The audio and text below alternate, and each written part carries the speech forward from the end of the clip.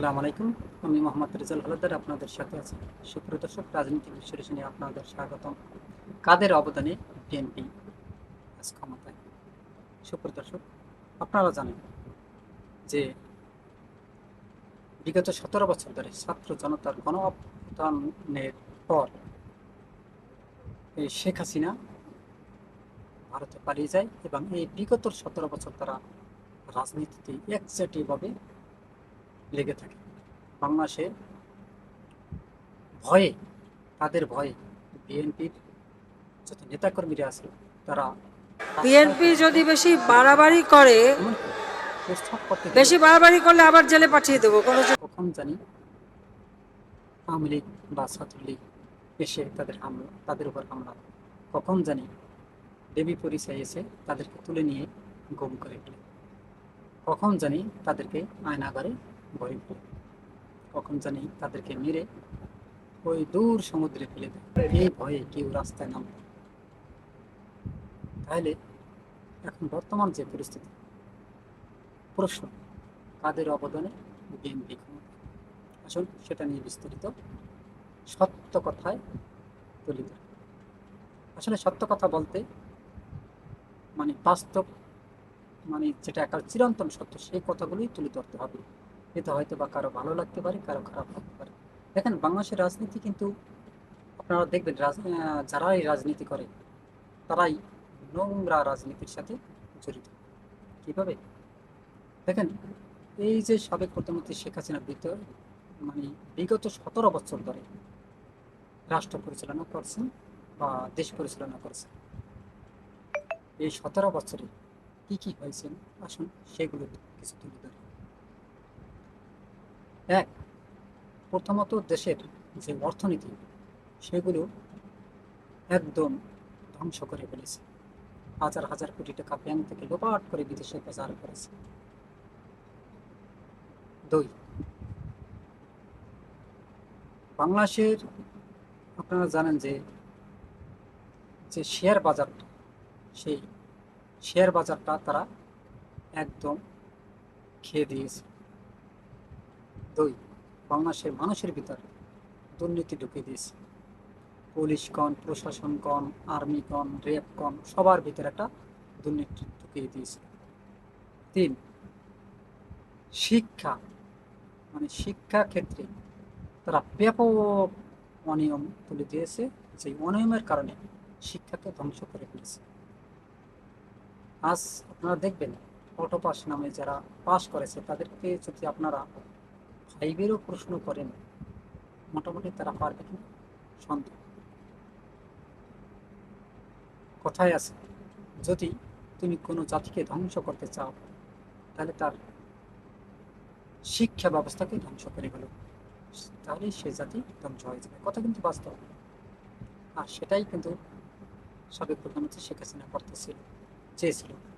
তিন, এই যে বাংলাদেশের সার্বভৌমত্ব যে রক্ষা করার পরিবর্তে একদম ভারতের হাতে তুলে দিয়েছে, এটা কিন্তু বাস্তব। এইগুলো, এই সবগুলো কারণ বাংলাদেশের মানুষ, ছাত্র সমাজ বুঝতে পেরে যখন শহীদ আবরাহার একটা স্ট্যাটাস দেয় ভারতের বিরুদ্ধে, তখন কিন্তু তাকে নির্যাতনের পর সারা রাত নির্যাতন করে মেরে ফেলে। তখন ছাত্র সমাজ জেগে ওঠে, বুঝতে পারে, তারা আন্দোলনে নামে। শুধু ছাত্র জনতা গণ অভ্যুত্থানের সেই যে 5ই আগস্ট সাবেক প্রধানমন্ত্রী শেখ হাসিনা পালাতে বাধ্য করে, এবং এই ছাত্রদের জীবনের বিনিময়ে আজকে কিন্তু বিএনপি ক্ষমতা বুঝতে পেরেছে।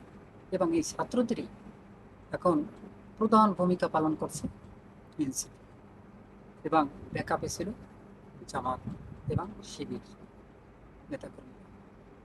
এটা কিন্তু সার্জিস আলমের স্বীকারোক্তি। তারা কিন্তু বলেই দিয়েছে যে আমাদের সাথে শিবিরের নেতাকর্মীরা ছিল এবং জামাতের লোক ছিল, তাই আমরা এই আন্দোলনে সফলতা অর্জন করেছি। বাকি একটি দল বিএনপি, তারাও ছিল একদম লাস্টে, কিন্তু প্রথম অবস্থায় যখন তাদেরকে জিজ্ঞেস করে যে তারা স্পষ্ট বলেছিল, না আমরা এই ছাত্রদের সাথে আমরা আন্দোলনে নেই, কারণ এই ছাত্রটা এই আন্দোলন শুধু ছাত্রদের, এটা কিন্তু ভয় মির্জা ফখরুল ইসলাম আলমগীরকেও বলতে দেখা গেছে। দেখেন, এই 17 বছর কিন্তু মানুষ কম লাঞ্ছিত হয়নি। মানুষ গুম হয়েছে, খুন হয়েছে, আয়নাঘরে গিয়েছে, নির্যাতন সহ্য করেছে, জেলে গিয়েছে, হাজার হাজার লক্ষ লক্ষ নেতাকর্মীর বিরুদ্ধে জেল হয়েছে।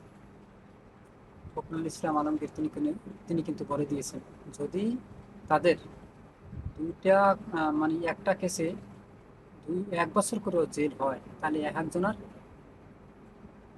100-200 বছরের উপরে জেল হবে। তার মানে 1 বছর করে জেল হবে, 200-300 কোটি একজনের নামে মামলা হয়েছে, কেস হয়েছে।